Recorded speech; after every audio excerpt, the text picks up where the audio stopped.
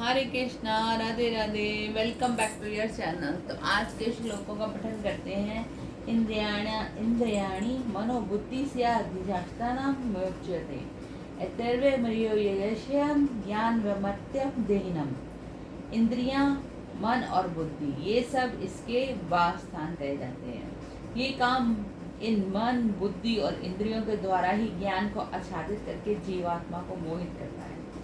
तो इसमें ठाकुर जी बता रहे हैं इंद्रियां, मन और बुद्धि, ये सब इसके वासस्थान है। किसके वासस्थान? काम के। काम मन में रहता है, इंद्रियों में रहता है और बुद्धि में रहता है। ये काम इन मन इंद्रियों के द्वारा ही ज्ञान को आच्छादित करके जीवात्मा को मोहित कर देता है। ज्ञान को आच्छादित करने का मतलब ज्ञान को छुपा देता है। और जीवात्मा को मोहित का मतलब उसको कुछ भी समझ नहीं आता।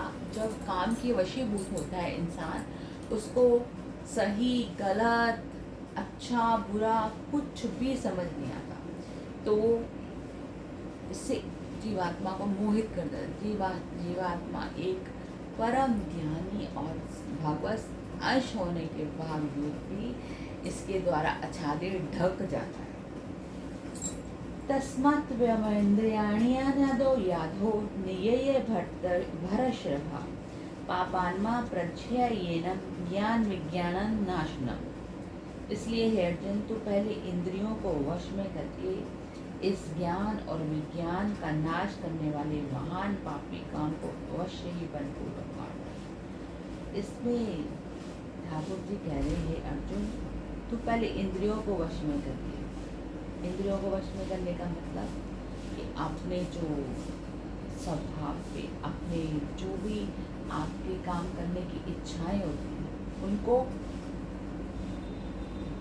ज्ञान और अपने वश में कर लीजिए। और ज्ञान और विज्ञान का नाश करना। ज्ञान और विज्ञान का मतलब कि आपकी जो सोचने समझने की शक्ति है, जो आपको ज्ञान है, और जो हम लोग ये देखते हैं कि किस प्रकार से हम इस जीवन का व्यापन कर रहे हैं, विज्ञान, उनका नाश करने वाला महान पापी है। इसको तो अवश्य ही बलपूर्वक मार डालें। बलपूर्वक मार डालने का मतलब कि हम इसको अगर सीधा से कहें कि हम इस पर विजय प्राप्त कर लेंगे, तो ये बहुत ही इम्पॉसिबल कार्य है। आपको बलपूर्वक, आपको अपने मन को स्ट्रांग बनाना पड़ेगा, मतलब बलिष्ठ करना पड़ेगा, तभी आप इस पापी काम को मार सकते हैं। इंद्रियाणि परा ययोरिंद्रियेभ्यः परम मनः मनस्तु परा इंद्रियाण्या बुद्धि परमस्तुतः सहा। इंद्रियों से स्थूल शरीर से पर यानी श्रेष्ठ, बलवान और सूक्ष्म कहते हैं। इन इंद्रियों से पर मन है, मन से भी पर बुद्धि है, और बुद्धि से भी अत्यंत परे ये आत्मा है। इंद्रियां को स्थूल शरीर से, ठाकुर जी कहते हैं स्थूल शरीर, जो हमारा हमें जो दिख रहा है इसको स्थूल शरीर कहते हैं। पर यानी श्रेष्ठ, स्थूल शरीर से पर का मतलब होता है श्रेष्ठ होना। इंद्रियां को स्थूल शरीर से पर यानी श्रेष्ठ समझना चाहिए, ठीक है। और बलवान और सूक्ष्म कहते हैं। इसका मतलब है कि इंद्रियां स्थूल शरीर से श्रेष्ठ हैं और बलवान हैं और सूक्ष्म कहते हैं। इन इंद्रियों पर मन है, जो शरीर है इसके ऊपर इंद्रियां बलाना, और इसके भी ऊपर हमारा मन है, इंद्रियों से भी ऊपर मन है। मन से भी पर बुद्धि है, मन से भी ज़्यादा श्रेष्ठ जो हमारी बुद्धि है, और बुद्धि को भी अत्यंत पर है वह आत्मा। जो बुद्धि भी हमारे जहाँ तक पहुँच जाए उससे भी परे हमारा आत्मा है। एवं बुद्धे परम बुद्धत्वा सतम स्तभ्यानाम आत्मनाम या ही शत्रु महाभाव काम रूपम दुरसत्यम। इस प्रकार बुद्धि से पर अर्थात सूक्ष्म, बलवान और अत्यंत श्रेष्ठ आत्मा को जानकर और सूक्ष्म बुद्धि के द्वारा मन को वश में करके हे महाबाहो तो इस काम रूप दुरुद्य शत्रु को मार डाल। ठाकुर कहते हैं बुद्धि जो है उससे भी अर्थात सूक्ष्म, बलवान, अत्यंत श्रेष्ठ जो आत्मा है, बुद्धि से भी सूक्ष्म और बलवान और अत्यंत श्रेष्ठ हमारा आत्मा है। बुद्धि को मन को वश में करके, बुद्धि के द्वारा मन को वश में कर देना। बुद्धि के द्वारा मन के वश में करने का मतलब कि सोच समझ के अपने मन की बात को मानो। ये नहीं कि मन कह रहा है कि आज मुझे जलेबियाँ खानी है तो उसको खिला दो, चाहे आपको शुगर डायबिटीज़ है ना। तो अपने मन बुद्धि से अपने मन पे कंट्रोल करो, उनको वश में करो, दिमाओ।